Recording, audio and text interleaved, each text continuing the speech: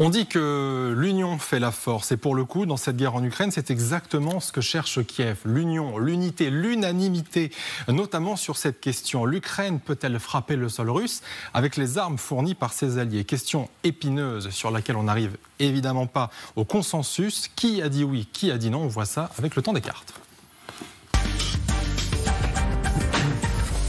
Avec vous Aurélien Duchesne, comme chaque week-end, avec cette carte qui résume un petit peu les choses. Avec en vert, vous voyez les pays qui ont donné leur feu vert. En jaune, si vous arrivez à les voir, on va faire un point dessus. Ceux qui ont dit oui, vous pouvez même frapper avec les F-16 qu'on va vous fournir. En orange, ceux qui ont dit peut-être ou alors qui ont mis des conditions. Et en rouge, ceux qui ont clairement dit non. Alors les premiers, évidemment, en la matière, ce sont les États-Unis. Parce qu'il y a eu une déclaration qui a bien sûr fait couler beaucoup d'encre, c'est celle-ci. Le président a récemment demandé à son équipe de s'assurer que l'Ukraine soit en mesure d'utiliser les armes américaines à des fins de contre-feu à Kharkiv. Donc on met des conditions à cette aide. Oui, on met des retenues. Alors officiellement, la position des États-Unis quant à l'utilisation des missiles ATACMS, qui ont une portée désormais de 300 km, n'aurait pas changé. Ce qui a évidemment changé, en revanche, c'est l'idée de frapper le territoire internationalement reconnu de la Russie. On ne parle plus de la Crimée, on parle vraiment du territoire russe proprement dit, mais les Américains se limitent à l'idée de frapper, par exemple, on rappelle que Kharkiv est à 20 km de la frontière russe, de frapper par exemple les batteries d'artillerie ou encore les bases aériennes qui frappent directement Kharkiv. En fait, la logique américaine, on peut la résumer avec ce que dit le général Ben Hodges, mieux vaut tuer l'archer, c'est-à-dire par exemple les batteries d'artillerie russes, que de vouloir stopper toutes les flèches. Alors si on va en Europe, évidemment, la dernière déclaration, là aussi, qui a été très importante, c'est celle de l'Allemagne. Parce que l'Allemagne, elle songe en ce moment à dire oui, en effet. C'est pas encore acté, mais elle y songe. Pourquoi? Parce que le chancelier allemand Olaf Scholz l'avait dit très clairement, lui, il y est favorable. Écoutez. L'Ukraine a toutes les possibilités en vertu du droit international pour ce qu'elle fait. Cela doit être dit explicitement. Elle a été attaquée et elle peut se défendre. Allemagne qui était jusque-là en effet très réticente. Qu'est-ce qui a fait qu'il y ait eu un changement de position vis-à-vis de ça? Il y a d'une part l'évolution des alliés. On a vu par exemple que le président Emmanuel Macron à Dresde, aux côtés d'Olaf Scholz, justement lui s'était ouvert à l'idée qu'il fallait pouvoir frapper les positions aériennes russes, notamment près de Kharkiv. Et de l'autre côté, il y a évidemment les questions de pression de l'opinion publique. On sait que l'Allemagne se refuse toujours à livrer par exemple les fameux missiles Taurus. En revanche, avec quel genre d'armes livrées par l'Allemagne l'Ukraine pourrait frapper? On peut penser par exemple aux Mars 2, qui sont un peu équivalents des HIMARS américains, des lance-roquettes multiples. On peut également penser par exemple à des batteries d'artillerie. Pourquoi? Parce qu'on parle là encore une fois du front à Kharkiv, 20 km de la frontière russe. L'idée c'est vraiment de se limiter à protéger notamment les positions civiles ukrainiennes bombardées par les Russes. Mais l'Allemagne est encore plus dans une position, je dirais, de nihil obstat. Plutôt rien ne s'oppose, mais il n'y a pas de franc feu vert à l'idée de frapper le territoire russe encore. Autre pays qui compte, bien sûr, c'est la Grande-Bretagne, le fameux Royaume-Uni, qui a déclaré ceci par la voix du ministre britannique des Affaires étrangères. L'Ukraine a ce droit donc de frapper la Russie. La Russie cible le territoire ukrainien et il est compréhensible que l'Ukraine ressente le besoin de se protéger. Le Royaume-Uni qui était l'un des premiers pays à déclarer ça d'ailleurs. C'était même le premier grand pays, disons, dans les soutiens de l'Ukraine à ouvrir la voie. Alors Zelensky, si on en croit la BBC, aurait dit que le soutien n'était pas encore totalement feu vert. Il y a encore justement des discussions, mais David Cameron a un peu préempté le débat. Ce qu'attend le Royaume-Uni, c'est un consensus au sein de l'OTAN sur l'idée de pouvoir frapper le territoire russe, encore une fois internationalement reconnu, mais on est clairement dans l'idée, par exemple, que des Storm Shadow livrés par le Royaume-Uni pourraient frapper là aussi les positions russes qui menacent des villes au nord de l'Ukraine. Autre précurseur aussi, on l'a dit, Emmanuel Macron qui, encore une fois, lorsqu'il a eu cet entretien avec Olaf Scholz, le chancelier allemand, a déclaré ceci. Donc nous, on reste exactement dans le même cadre. On pense qu'on doit leur permettre de neutraliser les sites militaires d'où sont tirés les missiles, et au fond les sites militaires depuis lesquels l'Ukraine est agressée, mais on ne doit pas permettre de toucher d'autres cibles en Russie, et évidemment des capacités civiles ou d'autres cibles militaires. Voilà donc pour la France, mais ajouter en effet à la Pologne, la République tchèque, ça commence à faire beaucoup, même la Finlande, on commence à arriver à presque un consensus vis-à-vis de ça. Oui, il y a absolument un effet d'entraînement, c'est-à-dire que la situation n'est pas du tout la même qu'encore en début d'année, quand on pouvait considérer comme une fameuse ligne rouge l'idée de frapper la Russie. On a encore évidemment des menaces de la part des Russes qui parlent d'une escalade. Ce discours n'est plus aussi audible visiblement qu'avant dans l'OTAN. Et la précision qu'a mise Emmanuel Macron quand il dit ne pas frapper de cibles civiles, c'est aussi une manière de couper l'herbe sous le pied de la propagande russe qui, elle, s'ingénie à dire que l'OTAN veut déclarer quelque part la guerre à la Russie et que c'est nous qui sommes dans une logique d'escalade incontrôlée. Alors, il y a aussi deux cas particuliers. Vous les voyez ici sur cette carte, ils sont en jaune, c'est le Danemark et les Pays-Bas. Parce qu'eux, ils ont dit carrément, OK, on autorise ces fameuses frappes en Russie, et même avec les fameux F-16 qu'on est censé vous livrer. Ils ne sont pas encore arrivés, mais ça aussi, c'est un gros changement de position. Oui, les F-16 dont le Danemark a dit encore hier qu'ils arriveraient bientôt. Alors, ça fait longtemps qu'on dit que les F-16 arriveront bientôt. Mais là, on parle peut-être du premier semestre 2024, on en voit déjà la fin. Mais ça se concrétise. Et surtout, l'idée de frapper sur le territoire russe avec des F-16 et non plus simplement avec, par exemple, s'agissant des Français, ce serait des missiles Scalp, par exemple. Là, on est quand même dans une logique qui n'a encore rien à voir avec le début d'année.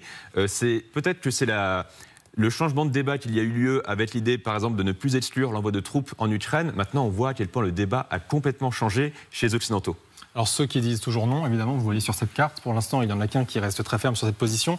C'est l'Italie, avec un point de vue intéressant, qui dit « Nous ne luttons pas contre la Russie, nous défendons l'Ukraine, ce n'est pas la même chose ». En effet, le positionnement se tient. On est dans une logique de défense active. Alors, Giorgia Meloni a précisé que les frappes contre la Russie ne seraient pas nécessaires. Donc, plutôt que de dire que c'est une question de principe, voire de crainte, de l'idée qu'on va faire le dérapage de trop à l'endroit de la Russie, et plus de l'idée que ça n'est pas une utilité d'aller frapper jusqu'en Russie. Mais là encore, on voit que tous les pays européens ne sont pas encore alignés là-dessus. Effectivement. Merci beaucoup Aurélien. Alors Vincent, on se disait, en effet, là-dessus, on manque d'unité et en même temps, on n'a jamais été aussi proche de l'avoir. Ça veut dire que peut-être que dans les semaines ou les jours qui viennent, on aura là aussi une déclaration tout à fait unanime européenne ou de l'OTAN d'ailleurs. L'OTAN, on n'est pas loin. Alors, je dirais qu'on n'a jamais été aussi proche de quelque chose qui ressemble à un consensus, fût-ce pour certains des acteurs européens à reculons ou avec réticence. Parce que, comme on l'a très bien vu avec la carte commentée, c'est pas la question seulement du oui ou du non. Il y a le oui mais, il y a le non sauf si, ou le non à condition que, et il y a le peut-être. Simplement, l'Oscar quand même du sophisme revient à l'Italie qu'on vient d'évoquer, mais aussi à la Turquie, qui disent dans un même souffle, il faut défendre l'Ukraine, mais sans frapper la Russie. Il faut qu'on m'explique comment on peut réaliser ce prodige. Et puis la Turquie qui, elle, dit il est absolument hors de question que l'OTAN, n'oublions pas que la Turquie en est membre, s'engage dans ce conflit. Donc là, on est un peu aux marges, effectivement, de l'Europe, mais on voit que le consensus reste encore à bâtir. Cela dit, par rapport aux États-Unis, et je terminerai par là, j'observe quand même que tout ça est une série d'ajustements successifs, avec des lignes rouges qui pâlissent, et qui deviennent pointillistes. Regardez, ce que dit Blinken est extrêmement intéressant. À une question d'un journaliste, d'un confrère américain, il répond ceci: nous allons continuer à faire ce que nous avons toujours fait, c'est-à-dire to adapt and to adjust, c'est-à-dire s'adapter et s'ajuster. Ça veut dire qu'il entrouvre la porte à un élargissement de la doctrine Kharkiv. Parce que, franchement, ce qui a motivé la levée du veto, c'est effectivement le matraquage de Kharkiv. Imaginons qu'un matraquage analogue, qui est loin d'être improbable, vienne frapper Soumy ou une autre ville, etc. Pourquoi ce qui était vrai pour Kharkiv, la protection des infrastructures et des populations, serait faux pour une ville voisine de 100 ou 200 km? Donc je veux dire, ça me semble avoir enclenché un processus assez irréversible qui même me suivent. Certains suivront, d'autres de loin, et les derniers ne suivront pas. Et effectivement, à chaque étape, on a vu, en effet, de la part des Américains, d'abord au début, une manière de dire « jamais ça n'arrivera », puis « peut-être », puis finalement, on n'est pas contre, et ensuite, on dit oui. En tout cas, ce qui est sûr, c'est qu'aujourd'hui, la réaction de Volodymyr Zelensky, évidemment, c'est un satisfecit parce que le changement américain est crucial. Écoutez. Je veux voir ce que cela va donner en pratique, mais je pense de toute façon qu'il s'agit d'un pas en avant vers le but dont nous venons de discuter, rendre possible la défense de notre peuple qui vit dans les villages le long de la ligne de front.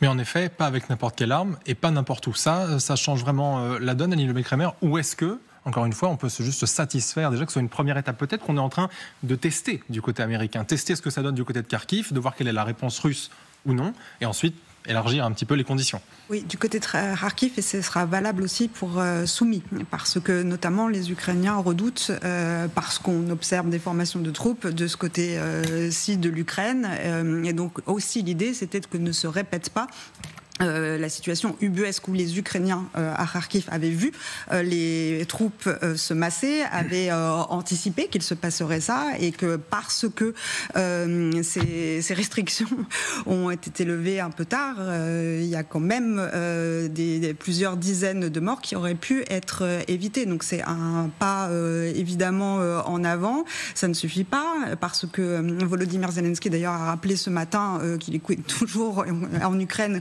L'Ukraine a toujours besoin de défense anti-aérienne, de protéger son ciel, de faire que son ciel soit quand même fourni en F-16. Donc tout ne se joue pas là-dessus. Mais enfin, oui, c'est un pas en avant, et c'est surtout la levée d'une situation, encore une fois, c'est ubuesque et complètement illogique, et qui plongeait, mais les Ukrainiens dans un état d'expectative à notre endroit assez prononcé quand même. Oui, la fameuse image de la main dans le dos, on veut bien vous laisser vous défendre, mais pas trop. Et donc en fait, ça résout quand même quelque chose, y compris entre alliés, en fait, parce qu'il y avait une incompréhension qui s'installait de plus en plus. Donc oui, c'est évidemment un pas en avant, mais on note aussi que les pas en avant, ils finissent toujours par avancer, mais la question, c'est le temps. Et Volodymyr Zelensky, dans son interview au Guardian, a rappelé qu'en citant un proverbe connu des Européens, le temps, c'est de l'argent. En Ukraine, en ce moment, le temps, c'est des vies, en plus ou en moins. Je sais que vous allez me jeter des tomates quand je vais utiliser le terme de ligne rouge. Malgré tout, je m'y risque. Il y a aussi cette question, Margot. Là, on voit que c'est une nouvelle étape qui est franchie à grande échelle de la part de beaucoup de nations. Est-ce que Vladimir Poutine peut justement s'en émouvoir, être fâché et déclencher quelque chose? Et si oui, quoi? C'est quoi ces leviers?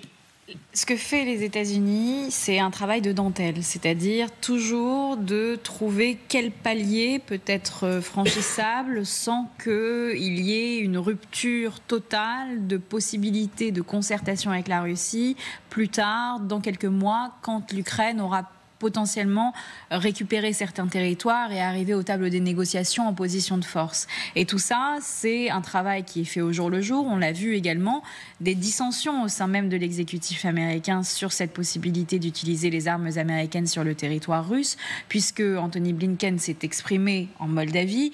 Mais juste après ça, le porte-parole du Pentagone, John Kirby, a dit, lui, que la position américaine ne changeait pas. Donc on sait très bien qu'au sein même des ministères américains, il y a eu des discussions à propos de l'utilisation de ces armes occidentales sur le territoire russe. Le problème étant que Kharkiv est bombardé également par de l'artillerie qui vient de la Russie et qui est positionnée en Russie. Et donc tant qu'on ne s'occupe pas de ça, Kharkiv continuera d'être bombardée comme elle l'est actuellement. Et donc, il faut trouver une solution à cela pour le moment, mais vous voyez très bien qu'à chaque fois, c'est du travail de dentelle. C'est-à-dire, on touche, c'est exactement ce qu'expliquait Vincent à l'instant, c'est-à-dire on touche, on permet ça pour une certaine partie de l'Ukraine et du territoire russe, mais on ne le permet pas ailleurs pour le moment.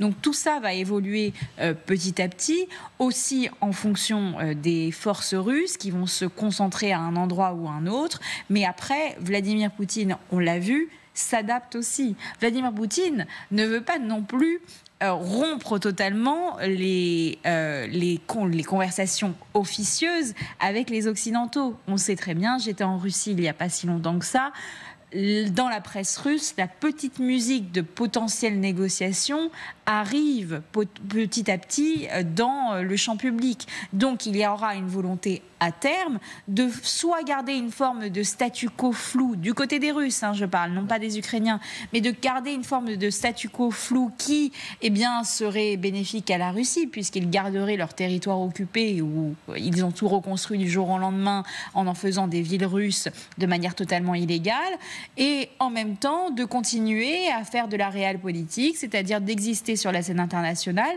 C'est arrivé avec d'autres pays. Rappelez-vous par exemple de l'Arabie Saoudite qui était un paria et qui revient sur la scène internationale.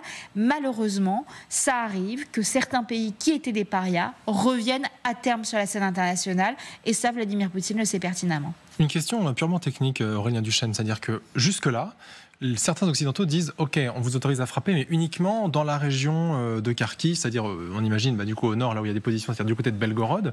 Donc vous pouvez certainement utiliser les armes dans ce cadre précis. parce que ça apporte un effort de guerre à ce qui est entrepris à Kharkiv. Mais si on parle de ce principe-là, tout est un effort de guerre. C'est-à-dire que par exemple des dépôts de carburant, de munitions qui sont beaucoup plus au nord ou à l'est, que sais-je, tout peut être en réalité considéré comme une aide au plan russe pour s'emparer de Kharkiv. Donc quelque part, si on joue sur les mots, on peut frapper un peu n'importe où, non ? Oui, la question pourrait se poser à ce moment-là, si on commence à frapper par exemple les oblasts de Belgorod, de Bryansk ou de Koursk, donc ceux qui sont à la frontière nord de l'Ukraine, en disant on veut prévenir par exemple de la transformation de Kharkiv en Nouvelle Alep, c'est-à-dire un champ de ruines massacré par les Russes, ou demain on peut très bien dire écoutez, les Ukrainiens ont replié, les Russes ont replié leurs bateaux vers la Circassie, vers Novorossiysk pour échapper aux frappes ukrainiennes sur le port de Sébastopol. Eh bien à ce moment-là, donnons aux Ukrainiens les moyens de couler ce qui reste de la flotte russe de la mer Noire qui s'est repliée vers d'autres ports russes. À ce moment-là, comme dirait Emmanuel Macron, en dynamique, rien n'est exclu. Et c'est d'ailleurs tout le discours des Russes qui est de dire que nous allons de plus en plus vers cette logique-là. Et de l'autre côté, on sait très bien que nous, en Occident, on peut s'attendre à des discours dans les prochaines semaines. Bon, avec en plus cette question des Européennes dans les prochains jours, qui va être de dire que nous n'avons plus aucune limite, que nous nous désinhibons et que nous sommes sur le point de déclencher, cette fois, de franchir la ligne rouge de trop. Alors justement, Lionel Beckramer, est-il possible qu'il y ait, une discussion officielle, là qu'on voit avec sa prise de position, une discussion officieuse entre certains chefs d'État et l'Ukraine, par exemple? Imaginons qu'un État ait dit « Ok, on va vous donner l'autorisation publiquement d'utiliser nos armes uniquement dans un certain périmètre, mais en réalité, ce qu'on vous dit, nous, sous le manteau, c'est que vous pouvez les utiliser partout. » Est-ce que c'est possible, ça ? Tout est possible. Il y a aussi en perspective, très clairement, tout est possible. Tout est possible. Néanmoins, il y a quand même un contexte particulier en termes d'agenda, c'est qu'il risque aussi d'être annoncé le 6 juin, parce qu'il y a la 80e commémoration du débarquement, anniversaire du débarquement, et qu'il est quand même vraisemblable que, vu au regard des invités du plan de table et des forces à présence, il y a quand même des annonces fortes qui soient dites. D'ailleurs, en termes d'annonce France, il y a un immense soulagement côté ukrainien, c'est que, ça y est, la Russie est officiellement désinvitée de cette commémoration, et ça a été perçu comme un signal extrêmement positif. Donc on sent bien aussi qu'il y a quelque chose qui se met en place vis-à-vis de cette commémoration extrêmement importante. Et dans un second temps, il y a aussi la désormais fameuse conférence de paix initiée par l'Ukraine en Suisse. Et là aussi, il y a énormément de choses qui se jouent. Et de rappeler à quel point Poutine essaye de la saboter au maximum. Et d'ailleurs, on en voit les stigmates de ce sabotage assez clairement à moultes endroits.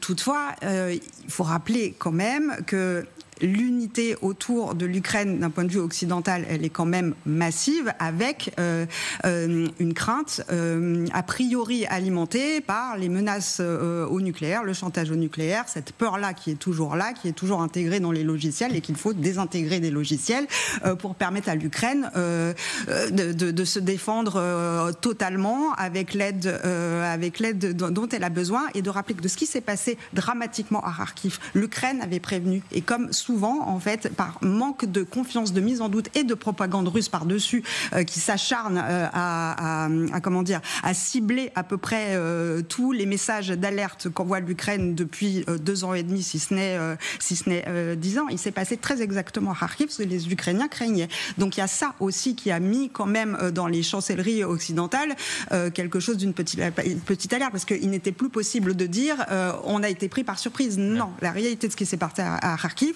les Ukrainiens avaient dit il va se passer ça et on a besoin de ça. On ne les a pas écoutés, et c'est plusieurs dizaines de morts, des infrastructures, des symboles univers absolu, et de rappeler quand même Kharkiv à quel point c'est pas n'importe quoi pour les Ukrainiens.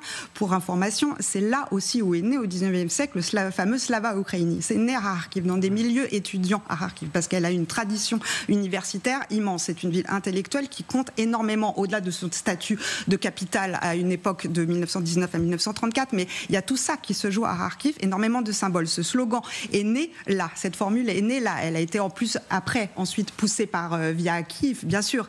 Mais il y a quelque chose d'immensément important qui se joue à Kharkiv pour les Ukrainiens. Vincent. Par rapport à l'enjeu des instructeurs, il se murmure qu'effectivement, à la faveur de la commémoration du D-Day, Emmanuel Macron pourrait officialiser ce chantier d'envoi d'instructeurs. Mais l'ambition de la France n'est pas hexagonale. C'est-à-dire que l'Élysée souhaite créer aussi une coalition européenne ou occidentale d'envoi d'instructeurs sur le terrain ukrainien. Au fond, on pourrait tout à fait dupliquer le temps des cartes que l'on vient d'opérer à l'instant sur la question des instructeurs. Là aussi, vous avez du oui, du non, franc et massif. Vous avez du oui mais, vous avez du non sauf si. Je prends 3 exemples très simples. Les Baltes, et notamment les Lituaniens, ont évoqué, et d'ailleurs ce ministre des Affaires étrangères s'est exprimé sur LCI pour expliquer qu'il pourrait tout simplement renouer avec une vieille tradition, c'est qu'avant l'agression russe, il y avait des instructeurs lituaniens sur le territoire ukrainien. À l'inverse, les Polonais, donc Radosław Sikorski, le ministre des Affaires étrangères, dit « Oh là, on préfère faire ça chez nous. Gardons ça, c'est trop compliqué. » La Grande-Bretagne est pour, elle y est déjà, on le sait, et Olaf Scholz suit, d'après son entourage, n'a pas varié quant à son hostilité à l'envoi d'instructeurs. Donc on voit là aussi que c'est une logique qui conduit à une forme d'uniformisation des postures, mais qu'on n'en est pas encore là et que ça ne signifie pas que, effectivement, au lendemain des commémorations normandes, tout sera parfaitement aligné. En tout cas, tout cela bouge en effet d'heure en heure.